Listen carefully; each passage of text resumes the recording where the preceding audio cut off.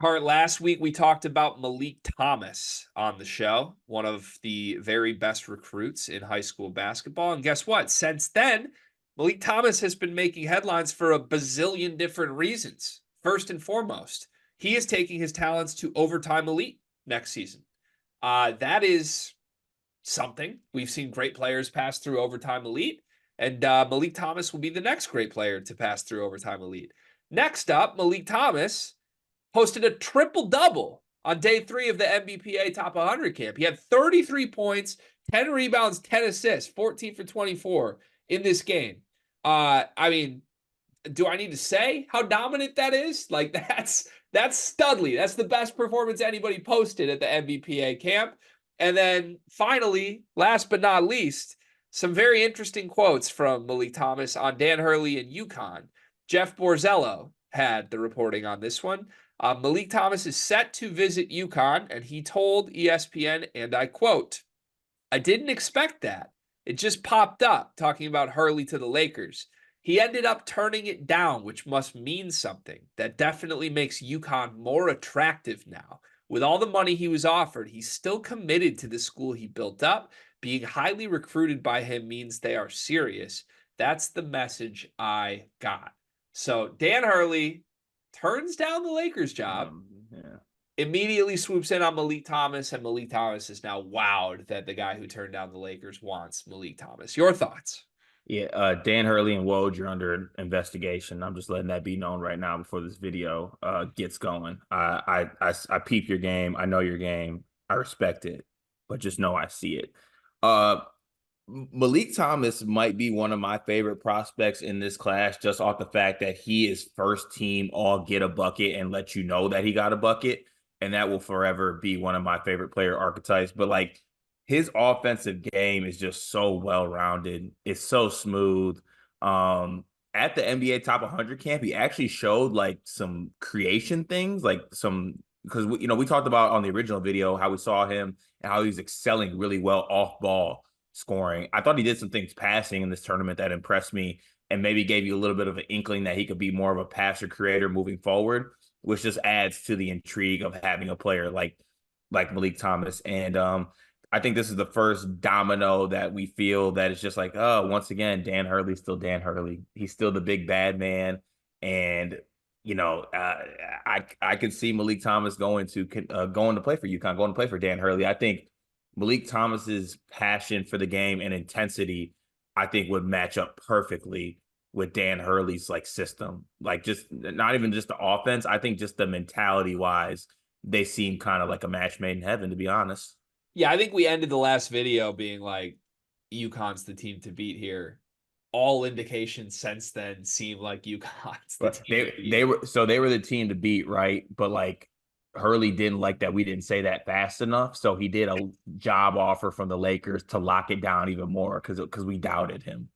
By the way, speaking of like the whole Shams Woj battle, do you believe that this was all just for leverage for Hurley? Yeah, yeah. You don't think there was ever a serious consideration to go to the Lakers? Not if that's what the Lakers are offering. No, Okay. I mean, that's a flip. Last week you said he was gone to the Lakers. So I didn't know yeah, they fooled me. They did it. Woj and them got one over on me. they Point to Woj. pulled the rug out from under you, I guess. Okay. Yeah. Here's what I'm afraid of as a college basketball fan. I'm afraid of Malik Thomas because he's a killer. I'm afraid that Malik Thomas is going to go to UConn because clearly he loves UConn right now. He's about to visit. He loves UConn even more than Hurley is now committed. He's probably going to commit soon. That's my feel on this. I am afraid that Malik Thomas is going to commit to UConn and then recruit a bunch of other stud players to come with him to UConn. Mm-hmm. UConn just has so much juice right now. It's just terrifying. Everything about this program is like they're playing a different game than everybody else. And yeah, I think they already were rolling without Dan Hurley like flexing his muscles of like, I stayed and I want you. And that means that you're coming here. And that's what's happening here. So yeah, and I guess out of all the things I spoke to of like news with Malik Thomas this week, overtime elite's the most interesting to me. Like, do you like that move for him? Do you hear that? What's that? So in the fate distant, it sounds like Chris Beard's music. Oh no.